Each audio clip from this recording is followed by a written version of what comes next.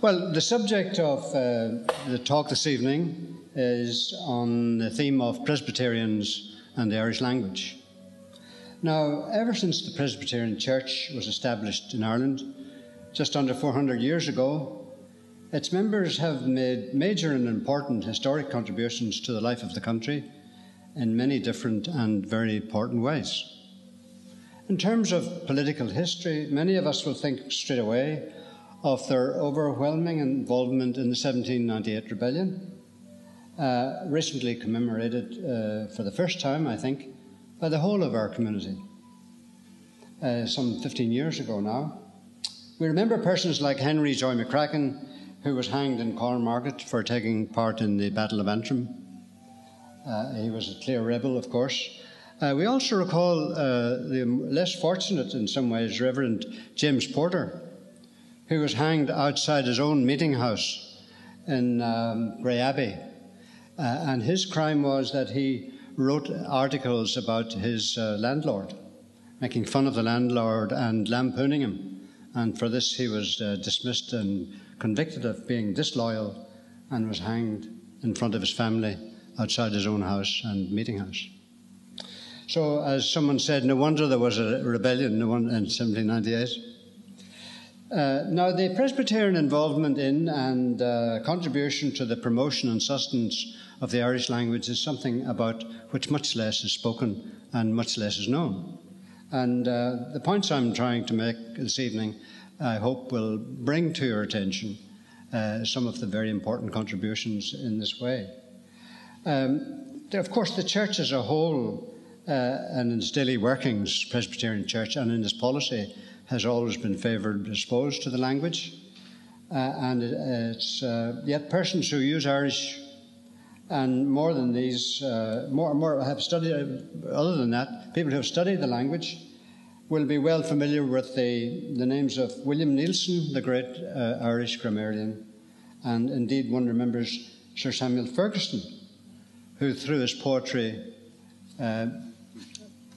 he publicised the richness of Irish literature. And of course, the president of our society has republished his epic poem, The Battle of Moira, in recent years, along with many other germane publications. And then, of course, we have Mr. Robert McAdam, the Belfast industrialist and first editor of the Ulster Journal of Archaeology, after whom the Culturlan in Belfast is named.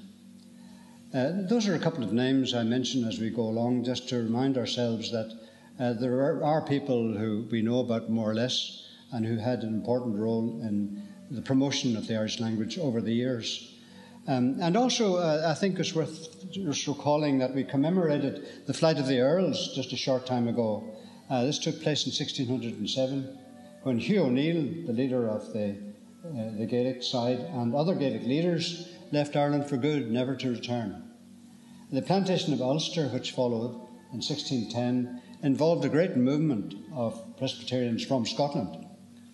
A proportion of them were speakers, of course, Scottish Gaelic, and the rest spoke Scots, also called Lowlands or Lowland Scots, and none of them would have spoken what we now call English, because that hadn't arrived in Scotland. Of course, the English planters would have been English speakers, but we're not discussing them. We're just discussing the Presbyterians at the moment from Scotland. Now, as a result of their encounter with the indigenous population, who were 100% Irish-speaking, there resulted a very rich language mix, or cocktail, if you like. And after a short time, many of the native Irish became Presbyterian. Hence, we have the prevalence of some absolutely Irish surnames among Presbyterians, and I just mentioned some of them. For example, we all know Presbyterians called Maguire, called Kelly, Murphy, McGee, Grogan, Roddy, Shannon, Connolly, Flynn, McBride, and so on. We all know there are Presbyterians with those names. And at the same time, many of the Scots speakers learned Irish, adding to the mix again, so that before long, in a generation or so, somewhat over half of Presbyterians spoke Irish or Scottish Gaelic either as a first or as a second language. We find, therefore, many Irish-speaking Presbyterian congregations, for example, in North Antrim, near Cushendall, and in the Bushmills area, which is called, the congregation is called Bléine, in Ballymascanlon, near Dundalk, and Rademon, near Downpatrick, that is in Crossgar. To this we could also add Ballybay, County Monaghan, and Castlewellan, County Down, and perhaps a few other places as well. But I mention these in particular because they are very, very well documented, and we know in detail about the goings-on from the contemporary writings and available material. The first official presbytery was founded in Carrickfergus in 1642. And that is sometime, that is a good 20 or 30 years after the Presbyterians arrived en masse, as it were. But the reason that the presbytery was founded in 1642 in Carrickfergus was the arrival of Monroe's troops to help to quell the 1641 rebellion. And of course they were accompanied by Presbyterian ministers, many of them who stayed on and then to administer to the Presbyterian congregations. And it was not long then before the Synod of Ulster was grappling with the problem of providing enough Irish-speaking preachers. Some of the converts from the native population, notably Jeremiah O'Quinn, or Diarmaid O'Quinn, as he's known in Irish, and he had a more large contribution to make to this fledgling Presbyterian society which was growing up in the north of Ireland. And I'm delighted to say that the importance of Jeremiah Quinn is celebrated by a biography of him, which is included in the new Oxford Dictionary of National Biography. And anybody who has a library card can have access to this, if you live in this part of the world. And you'll have access not only to his life, but many other lives as well. I would advise anybody who's interested in history to use that. Now, in the year 1710, the Synod of Ulster had assembled a large batch of ministers who were able to go out to preach in Irish and also produced reading material in Irish, such as the Westminster Confession of Faith, the Greater and the Lesser Catechism, and these in turn were translated into Irish. Now, at the Synod at that time in 1710, it was recommended that these be translated into Irish and that they also have the Bible, which has already been translated by Bishop Bedell of the Church of Ireland, or Anglican Church, and this had been completed in 1648. So there was all this material which could be used and which was most useful. And we know that the first edition of the Westminster Confession of Faith in Irish, which came out, was published in 1725, and it was published by the Synod of Argyll. Now, this may sound a bit confusing, but in that time, in 1725, what's called Scottish Gaelic and Irish were basically the same written language. And Patrick Simpson, who was one of these ministers that I'm referring to, Patrick Simpson was born in Argyll in the Isle of Islay, and from a Gaelic-speaking population, and he was one of these ministers who were going out to serve the local populations.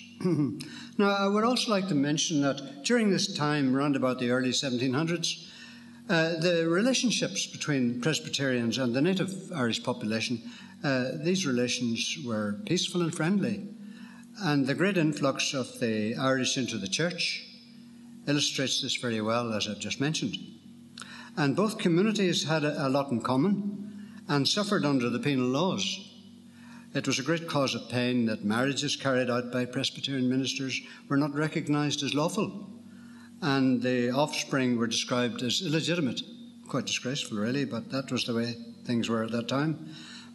Now, we find that about the year 1715, from studying the Synod of Ulster, their minutes, that there was quite a lot of biographical information about a number of Presbyterian ministers whose Irish was so perfect that they would go out and were able to go out and preach the gospel through the medium of Irish.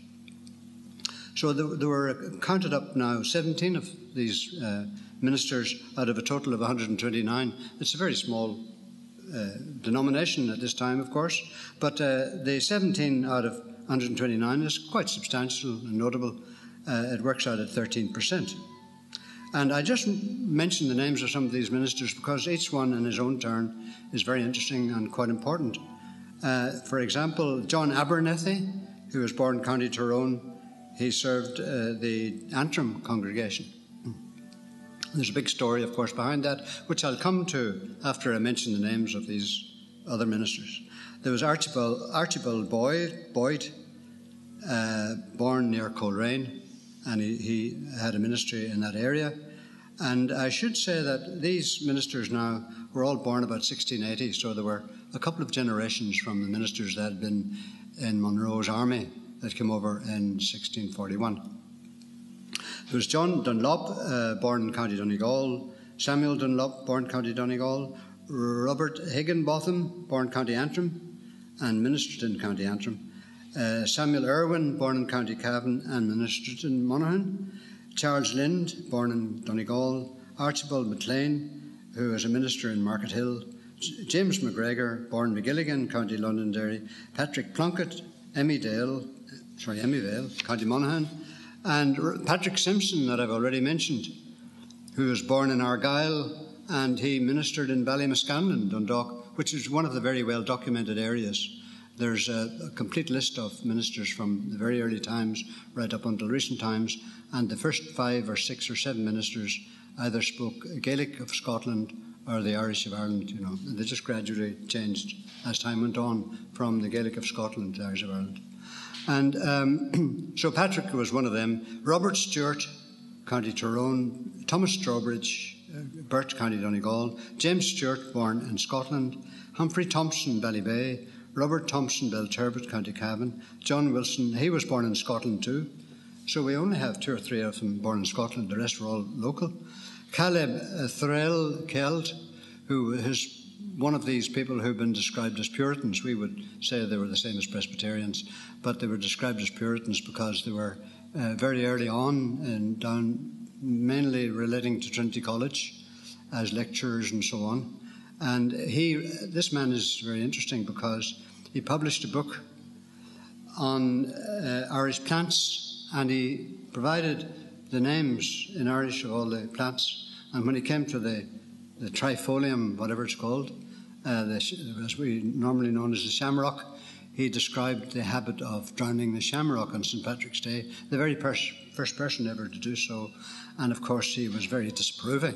This is why he mentioned it. If he didn't disapprove, he probably would have skipped over that bit, would have taken it for granted. But so that is quite an imposing, I think, group of people who were all very proficient in Irish and were serving lots of different populations throughout the north. Now, to come back to John Abernethy again, he was described as an eminent Presbyterian divine and as an excellent preacher in Irish. And it has been said that, I quote, he used the language naturally and as a matter of course to speak to native Irish and Highlanders. He was born in 1680 in Bry, County Tyrone. Incidentally, Bry means a gentle hill in translation. And this place is situated in the parish of Ballyclog in the area of Cookstown. That's where he ministered. Where his father, John Abernethy Sr., was a Presbyterian minister as well. The young John became a minister too, was appointed to the congregation of Antrim in 1703, and that's where he spent most of his time.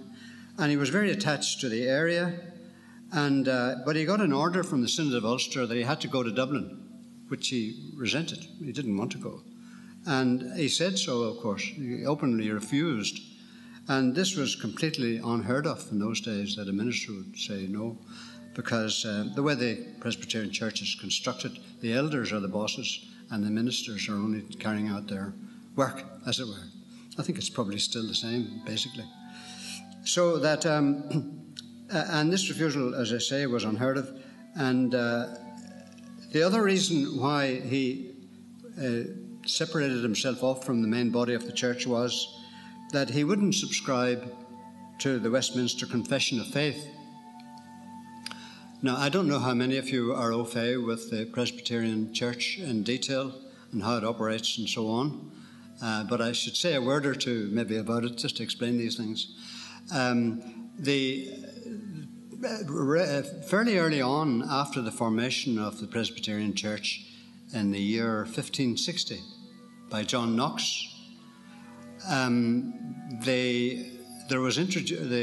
of the ministers went down to Westminster. At this time, of course, Cromwell was in power around about this time, and that there was some agreement between Westminster and Edinburgh or Glasgow, and so they agreed between them at the beginning that they would have a kind of statement, not like the creed, which is quite short, but something much longer, which would describe their belief. And it was based completely on the Bible. And this was called the Westminster Confession of Faith. And after a while, every new minister who was ordained was supposed to take an oath of allegiance, if you call it that, or to subscribe to the Westminster Confession of Faith. Now, people like John Abernethy, and there were other people like him, but he took the lead and he was a very important person. And he said, no, I won't subscribe to this. And sometimes it's very difficult to find out what the reasons are, but the main reasons appear to be, first of all, it's not biblical. So therefore, since it isn't the Bible and it's man-made, there's no reason why I subscribe to a man-made document. That's number one.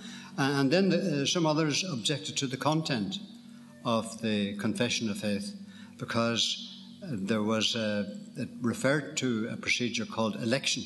That is, that certain people were elected to go to heaven and other people were not elected. So you have the concept of the righteous and the not righteous. And righteousness became a very strong factor in Calvinism. I didn't mention Calvin, but Calvin was the originator of all the philosophical ideas behind Presbyterianism. But John Knox was the actual founder. Calvin was in Switzerland, in Geneva, and he spent a lot of time there, and John Knox was his disciple. And the other reference was to the Pope as being an Antichrist. It's mentioned in the Westminster Confession of Faith. And since the Pope's not mentioned in the Bible, I think one could say, probably they would say that, therefore, it's not biblical. So there's been a huge amount of discussion about all these things. It's not something I think that most people discuss every day when they're having cups of coffee and tea, but they are very important. And if you look on the internet and write in Westminster Confession of Faith, you'll be absolutely inundated with books on it, discussions about the content and everything else. In any case, coming back to the point, and the point is this: very early on, there was this non-subscription, which became a very divisive element in the Presbyterian Church in Ulster for a number of years. So he led many congregations and ministers out of the main church, and the Presbytery of Antrim was the first of these non-subscribing Presbyterian congregations. And during his time in Antrim, he made great friends and gave pastoral care to the Irish-speaking Catholics of Killeela and Kilmakevitt around the area of Bléine and along the eastern coast and shores of Lough Neagh. And when the word came that he was supposed to go to Dublin, they were very agitated and sent a delegation along. And if you read carefully the minutes of the Synod of Ulster at that time, they had to use a translator to find out what was bothering them so that they can get their message across. And of course, 2 or 3 people that I've mentioned among these ministers were able to negotiate and explain that these people were very worried because their minister was being sent to Dublin and there's nobody else who could speak to them, as it were. So, and then there's also worth mentioning is the Presbyterian tradition in that area, that a lot of people with Irish surnames who live there and who are Presbyterians at the present time are there, and because of the influence and the work of the Reverend John Abernethy. Now, that's the beginning of the 18th century. as time went on, then towards the end of the 18th century, very interesting things were happening. Of course, we had a few revolutions. We had the French Revolution and we had the American Revolution towards that time. But there was also a great movement in Europe of romanticism about the past and so on. And this gripped the Presbyterians particularly very strongly. And they became very interested indeed in Irish music and language, and they began to actively revive it and to sustain it and to promote the language. And this can be, as I say, be seen as part of a greater movement. And one of the people involved who is worth mentioning is James Macpherson, a Scot, who proclaimed that he had come across the original manuscripts and writings of Finn McCool, or about Finn McCool.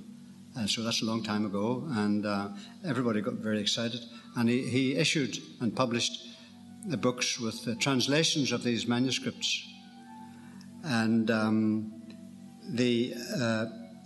about Oisin, so they're often called Ossianic lore, because about Oisin.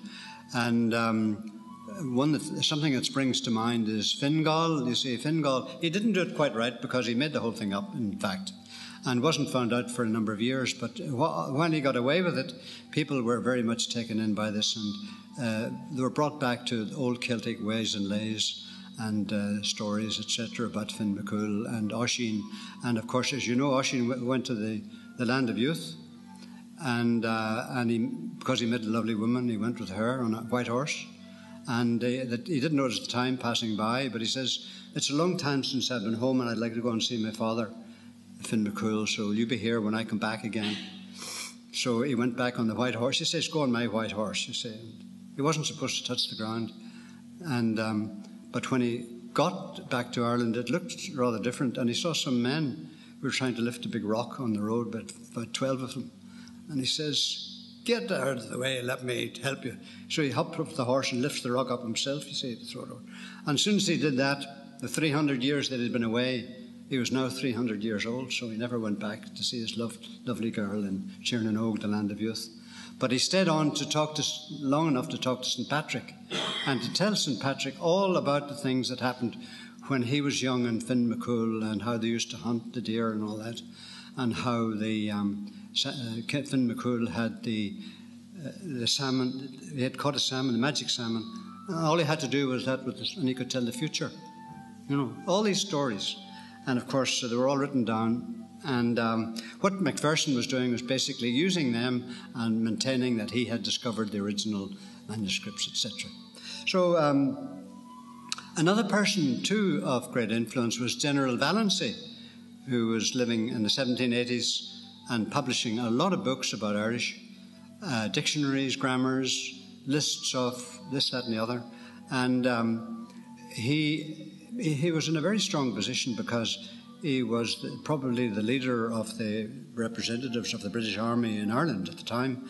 And it was who designed the plans for any possible rebellion that might break out. They must have suspected there was a rebellion going to break out soon. So he couldn't be described as being a nationalist or anything like that, you know, quite the reverse. But General Valency produced a huge number of books about Irish language. And what he did, in fact, was he concluded, and it was true, of course, that Irish was an ancient and sophisticated language on a par with classical Greek and Latin, going back a very long time. And it wasn't until many years later that people looking at it more scientifically came to the same conclusions. So it's possible to come to the right conclusion by using the wrong methods. That happens very often, although it's less likely to happen, isn't it? Yes. Now, at the time, of course, there was the formation of the United Irishmen, and the people of Ireland, who were largely oppressed, let's be honest about it, were getting together. There were the Church of Ireland, there were the Presbyterians, who were called dissenters, and there were the Catholic population as well. So they formed the United Irishmen, and they had a magazine or a journal or a newspaper, better describe it as, called the Northern Star. And they were mostly Presbyterians who ran the Northern Star, this newspaper, and they published much patriotic material. And they also published the very first ever Irish language magazine. I have a copy of it here, produced by the Linen Hall Library a few years ago. They produced only 100 copies, and this is number 64. So you're looking at something rather special here. And the title of it is... Title of the... Yes. Right. Bolligan Tullar, it's called in Irish, which means a magazine, basically, or a collection of materials. Or Gaelic magazine containing Lína Shillige, or the famous Ossianic poem called The Chase, with a collection of choice Irish songs translated by Miss Brooke. Miss Brooke was Miss Charlotte Brooke, and she was actually Methodist. And by the time this was published in 1795, she had already died, unfortunately. To which is prefixed an abridgment of Irish grammar with a vocabulary and familiar dialogues. So it was meant for the edification of Irish readers, and not only that, people who didn't have Irish but who would like to learn it had phrases that they could learn and use in their everyday work, and they had a bit of grammar. And then I have here Anya Allen, a beautiful damsel. See, we can't get away from these beautiful damsels. A young lady, Rian, eldest son, Makashinya, and so on. That's simple. That's pretty simple stuff. And then we have later on, do you tell me so? An owl to an aber to Shinlam. An aber to Shinlam. It's very like modern Irish, There's not much difference. And it's pretty standard. But the stories in it are quite interesting, and some of these stories, and their elegies and so on at the end. There's a translation of a thing called a stanza.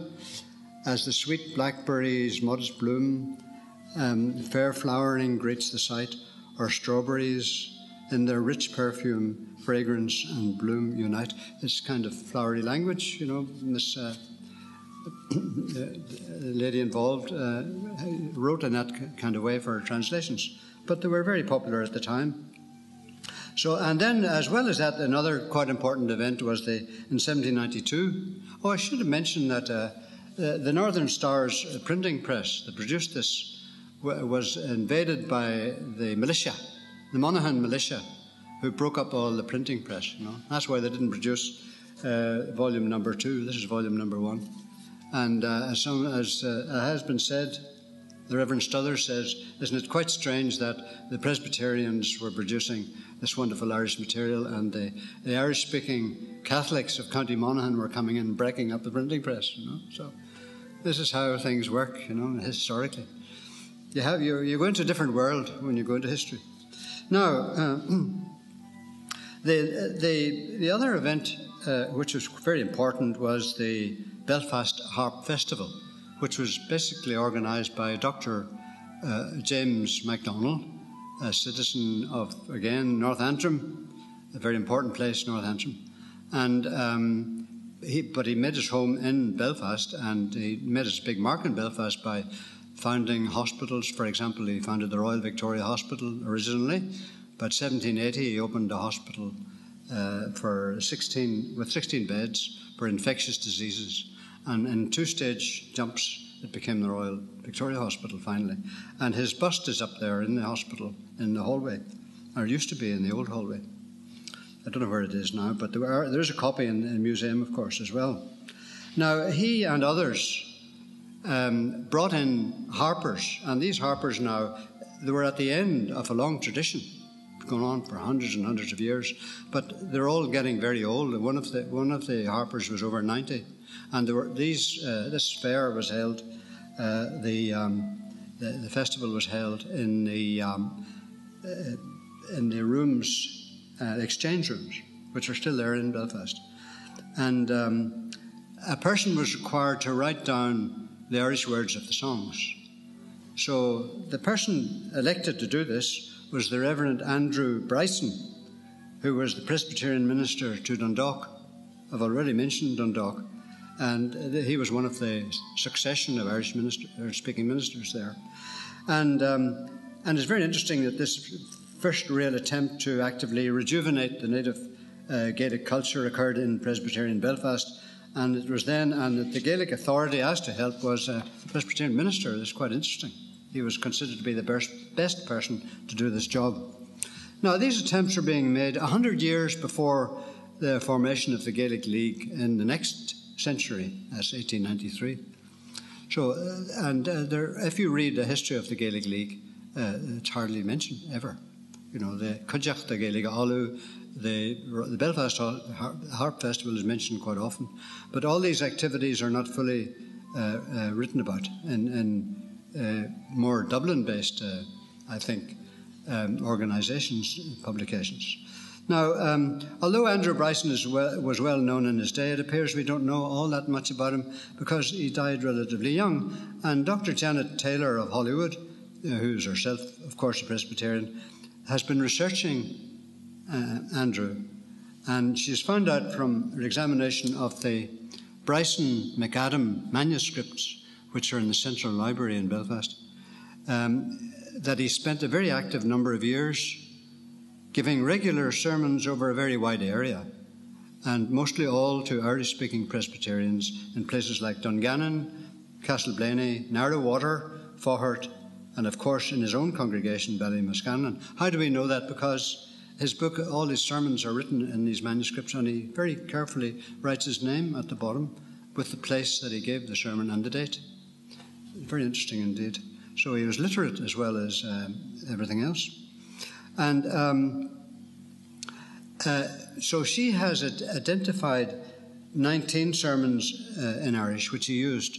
He would use them over and over again. 19 is quite a range of sermons to have at your disposal. And some of these she discovered were translations. This is a very most interesting sideline. That they were translations of sermons given by John Tillotson, Bishop John Tillotson, who was the Anglican Bishop of Canterbury. And he was a very great favourite of King William III, as we say, of glorious, pious and immortal memory. And Andrew made edited versions of these sermons in Irish and delivered them to various congregations around the country in places that I mentioned. Dr. Taylor says that Andrew Bryson, she herself is medical and was a radiologist, and she came to the conclusion that he died prematurely, probably from tuberculosis, which would explain a lot of things, why we don't know as much about him as we would like, and why he didn't turn up when he was supposed to write down the words of the songs at the festival. Now, at this time, Andrew Bryson's brother, Dr. Samuel Bryson, was also promoting Irish too. And he was studying place names, transcribing Irish literature, and he was preserving manuscripts for future generations. And it's to him we owe the survival of many valuable works, such as Deirdre and the Sons of Uisnech, a very famous Ossianic tale, The Imitation of Christ, which had been translated into County Down Irish, and which he transcribed, and which subsequently was published in the early 1900s. And Bryson Street in Belfast is called after him, but Bryson House is not called after him, but Bryson Street in Ballymacarrett. And in the 1832 Ordnance Survey map of Ballymacarrett, there's just one house in Ballymacarrett, and that belongs to Dr. Samuel Bryson, who come from Hollywood, but he was living there. And it's called Cluan. So we have Cluan Place, which it has been in the news recently for kind of different reasons. But the name Cluan means meadow, simply, and the house was situated on a meadow, seemed quite logical and reasonable. Now, both Andrew and Samuel were sons of the Reverend James Bryson, who was an Irish speaker as well. And he was a minister in Lisburn for a while. He was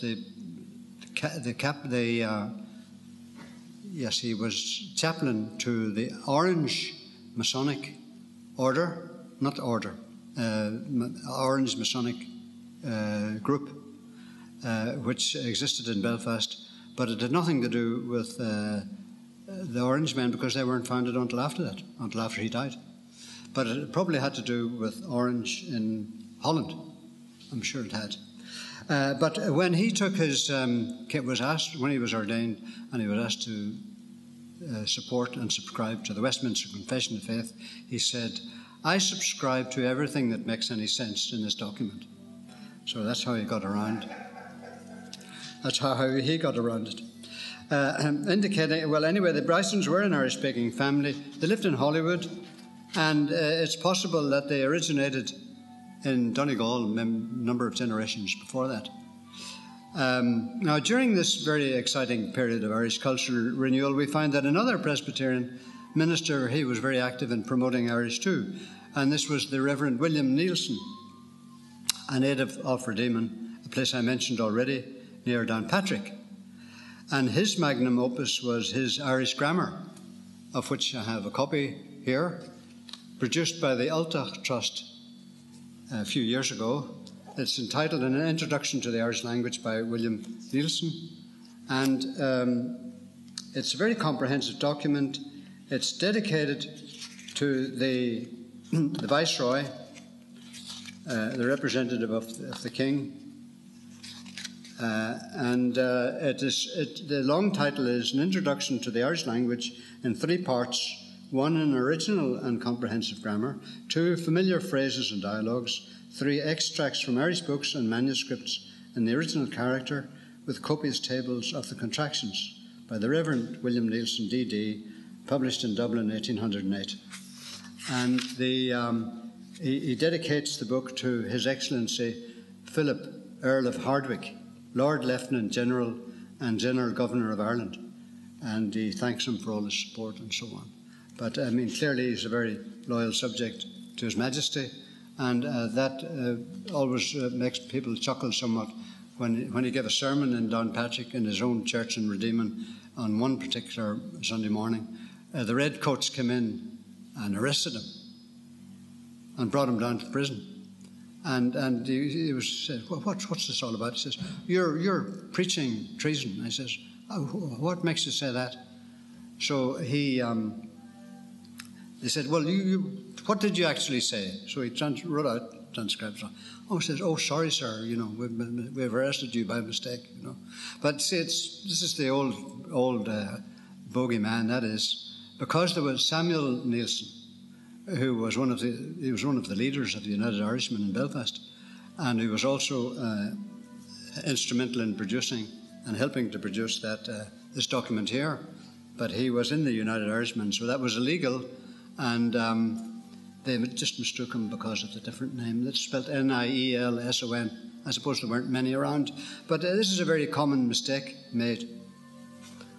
It's been made even in modern times. There's a chap from the Cultalan had the same name as somebody who was wanted in Israel. And when he landed in Jaffa airport, he was arrested. It's simply the same name, you know. So it's very dangerous to have the same name as somebody who's the police are looking for. Now, so the Nielsen family have been very well described, and some of the descendants lived in Hollywood. I mention Hollywood because I come from there. There's a plaque in the non-subscribing church in honour of Omar Collingwood Nielsen, because in that family they had a habit of calling their children after famous people, you know, like Napoleon and all that kind of thing, you know. A number of other members of the family were Irish speakers as well, notably Moses, William's father. And then, of course, William Nielsen ended up his career by being a teacher or professor as well in what we call institution, Royal Institution in Belfast. And as well as all of this, and I've mentioned, I think, probably the Gaelic Society. It was formed around about this time as well, the Ulster Gaelic Society. They recommended candidates for the ministry should be able to speak Irish and learn Irish. And they were going to be quite strict about it. And by 1835, the regulation stated, no student will be received into the divinity class after this session who has not attended the